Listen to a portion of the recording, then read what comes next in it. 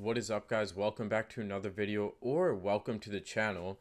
Guys, Dana White just made some new announcements, and these are pretty crazy. First of all, the elephant in the room. Merab is defending again. This is nuts. He said he wanted to come back in December, but, in the back of my mind, I was like, no way they're actually going to do it, right? Just 2 months later. But no, Dana White said, nah.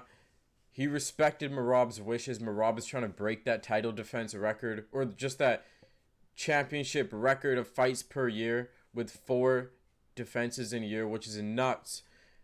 And then we got some other additions to the card, like Alejandro Pantoja versus Joshua Vanna, absolute banger.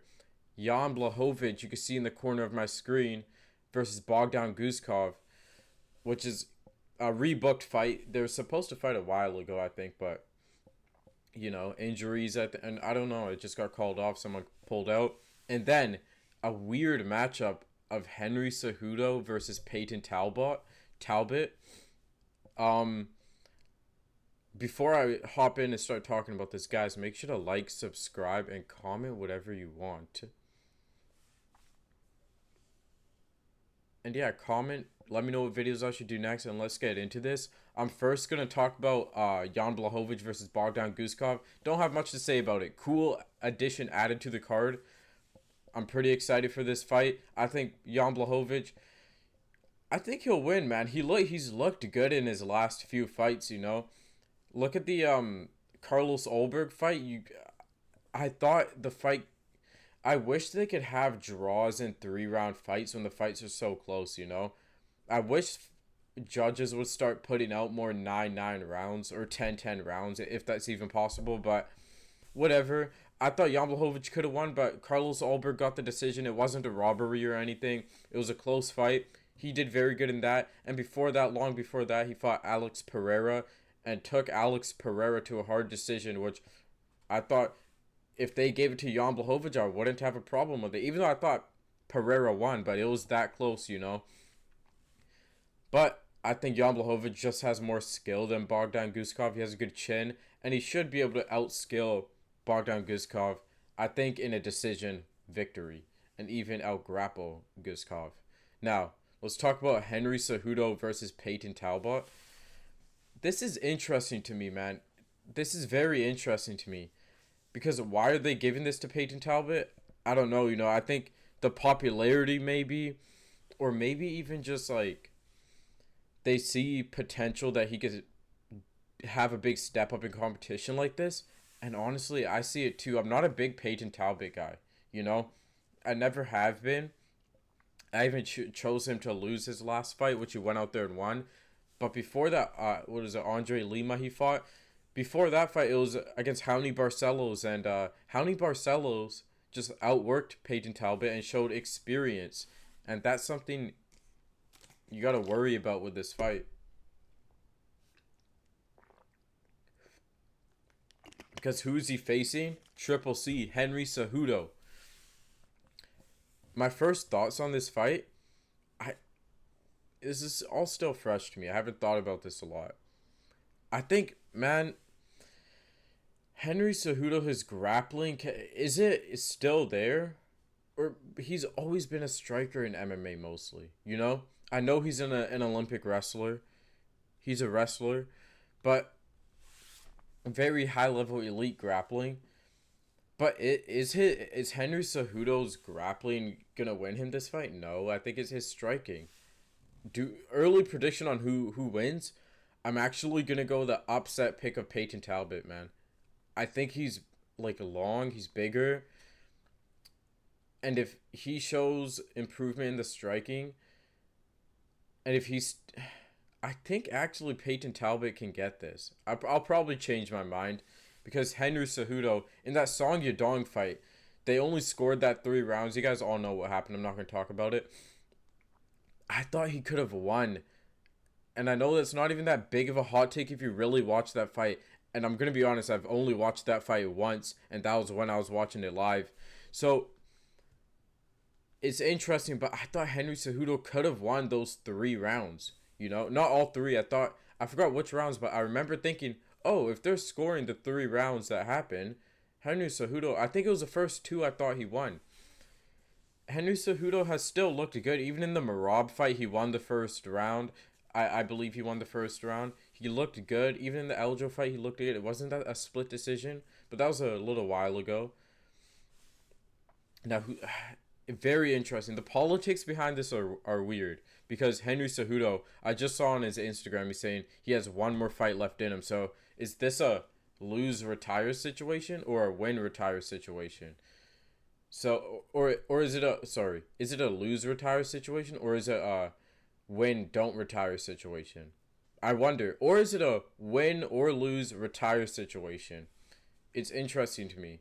Now the reason I'm also going with Peyton Talbot early on, my early on prediction is because of Henry Cejudo's mentality going into this. He got so fat. Henry Cejudo got chubby and fat outside of camp. Like a little too much, man. Maybe he was hanging around Tai Tuivasa a little too much. Maybe, or he could have even, I don't know, man. Hanging out with some heavyweights, Tai Tuivasa, maybe Kelvin Gastelum. You know, that's his Mexican brother. But I think Peyton Talbot will have it just off of vibes I'm feeling. We got to count vibes as something to go with, right?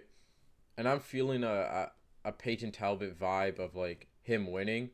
And I also think his striking will be... Now, I think Henry Cejudo's striking could actually just show to be way better. Not way better, but just show to be too much for Peyton Talbot.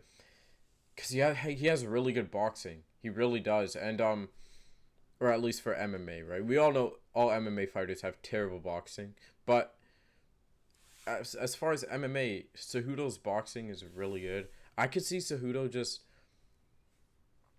out kind of crafty vetting him, Lucas Tracy reference, you know? Just be a crafty vet. Do his inside trips maybe. You know, do his 1-2s to a takedown. Do his 1-2s to a high crotch. I mean, kind of like maybe a Merab type style. I think if Henry Cejudo wants to win this fight, he needs to put Peyton Talbot on a Merab type style and have just pressure him, hit him with a just low fakes to a takedown, come up with a 1-2, go with overhands, you know, mix it up a lot. Don't rely on just one thing. Now, guys, let's talk about early prediction. I'm just feeling like skill wise, Henry Cejudo should win this. I'm gonna be honest. So that's why I'm probably gonna change my pick to Henry Cejudo. But vibes wise, right now as it's announced, I'm thinking, like, does Henry Cejudo even have the grappling anymore? Like, let's be honest, guys. Henry Cejudo versus me in a wrestling match, I'm 10 zipping Henry Cejudo, man. I would probably hit I would single leg him. I would turn him freestyle wrestling match. I'm 10 zipping Henry Cejudo easily, not even close. So Henry Cejudo's washed as far as wrestling, I believe, but just his grappling has never like been amazing, right? Even though he's an Olympic medalist, but guys, come on. Merab versus Petr Yan. This is a sick fight, and I'm glad that Yan took it because we knew Merab wanted it, and I was really like, wait, no. Let's talk about Pantoja versus Joshua Van first. Forgot about this fight. Why does Pantoja look so old in this photo? Because he is old. He's 36, man. He's probably turning 37 soon. I think early prediction, man. Zero Sugar Gatorade sponsor me. Early prediction, and I've always thought about this, even after the Brandon Royval versus Joshua Van fight. Pantoja's just gonna take his back, and I really don't want it to. Actually, I kind of do want it to happen because Pantoja, he's entertaining and he's like on the verge of GOAT status, right? A lot of people are. Merab is, Pantoja is. Interesting, they're on the same card. We'll talk about that in a sec, but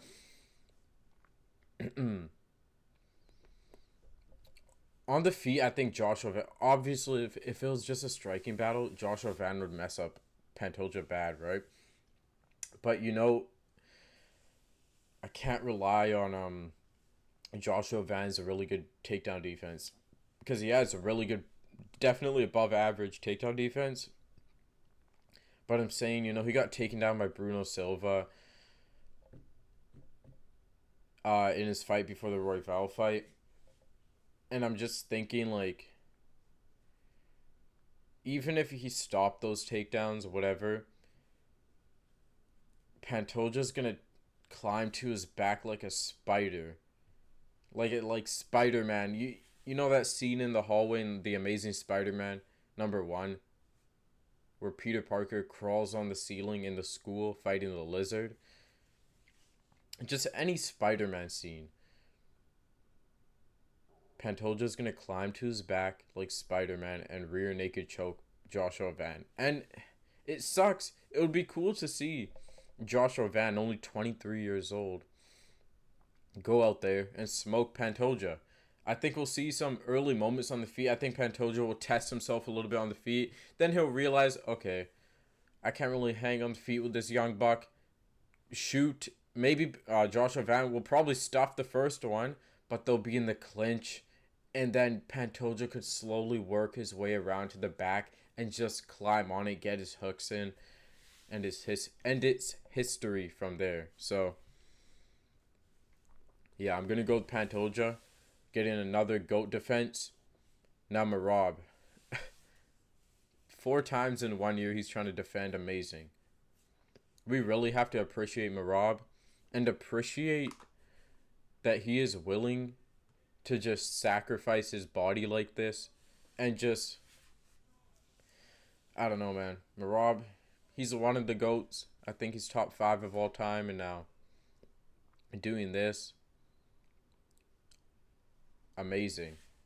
Now, let's talk about this matchup. Their first matchup, Merab 5-0s Petr Yan. That was a couple years ago, though, Petr Yan since then went on to lose to O'Malley. And then go on a 3-fight winning streak against Song Yadong, Davison Figueiredo, and Marcus McGee. Those are 3 solid wins that deserve your title shot back. And there's no one else for Merab to fight, right? But stylistically, I don't think it's going to be the same Merab domination like he did the first time. I think if you rematch Merab, you know what to expect, right? And I don't think Merab is going to shoot 49 takedowns again like he did in that fight, which is just crazy. I wonder if that was the best.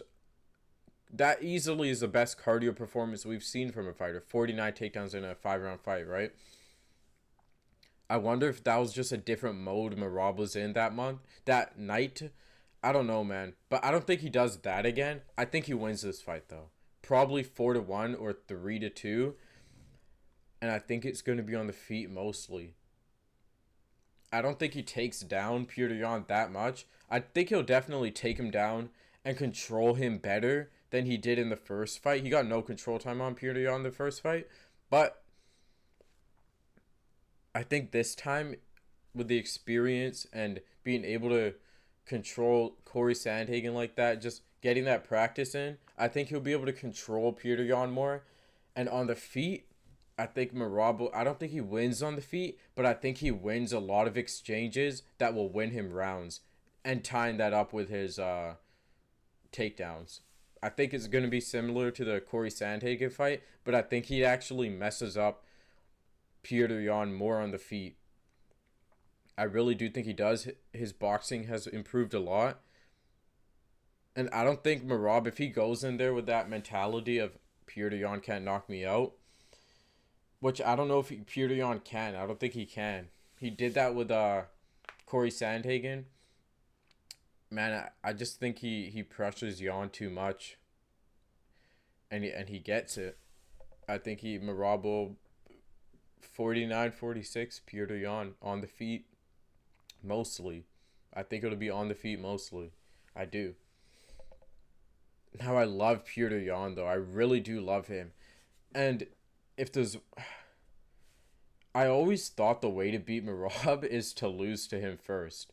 And that's why I went with O'Malley in the rematch. I went with O'Malley in the first fight and in the rematch because I saw the first fight with O'Malley and I was like, that was a very competitive and close fight.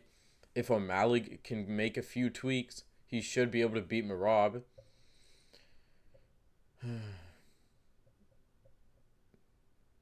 But Merab is too good. And he made it a dominant performance the second time. Now, if Petr Yan wins this, that'll be sick because they will do a trilogy then, which would just be sick. But I just see Merab outworking Petr Yan, similar to their first fight, but he attempts like 15 or 20 takedowns rather than 49 takedowns, you know? And I think Merab has more success on the feet. I think he'll chuck a couple overhands that do crack Yan a little bit, and I think Yan will crack Merab back. So this is actually going to be a banger of a fight. I don't see this being boring at all, actually. So yeah. Now, if you notice, we got Merab and Pantoja on the same card. If they both win, they should just fight each other because there's no one else. No one else then. Pantoja could fight. I need to see Pantoja versus the winner of. Actually, no. If Manel Cap beats Brandon Royval, you got to do Manel Cap versus Pantoja. Or if Manel Cap loses, you do Brandon Royval versus Joshua Van.